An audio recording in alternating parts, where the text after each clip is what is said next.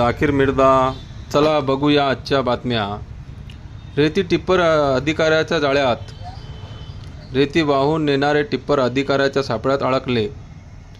धाड पोलीस स्टेशनमध्ये जमा केलेले रेती टिप्पर व मुरुम टिप्पर तसेच एक ट्रॅक्टर अधिकाऱ्याच्या तावडीत पडले। बेकायदेशीर रेती वाहतूक करणाऱ्या टिप्परावर बुलढाणा जिल्ह्यातील वरिष्ठ अधिकाऱ्यांनी कारवाई केली आहे। हे टिप्पर एका सापळ्यात पकडले। अधिकाऱ्यांना गुप्त माहिती मिळाली होती की काही टिप्पर बेकायदेशीरपणे रेती वाहतूक करत आहे। त्यामुळे त्यांनी पूर्वनियोजित सापळा रचला। 2 टिप्परासह एक ट्रॅक्टर पकडले। टिप्पर चालकाकडे रेती वाहतुकीसाठी आवश्यक कागदपत्र नसल्यामुळे कारवाई करून गुन्हा दाखल करण्यात आले। मॅनेजिंग पथक नको, कडक कारवाई करणारे जिल्हा अधिकारी द्या आम्हाला, हुंडा नको मामा फक्त, असे टिप्पर वाहनाला कदरून गेलेले नागरिकांचे म्हणणे आहे।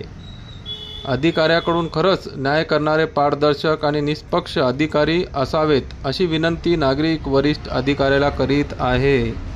मी जाकीर मिर्दा, उज्ज्वल महाराष्ट्र न्यूज चॅनल सोबत बघत रहा।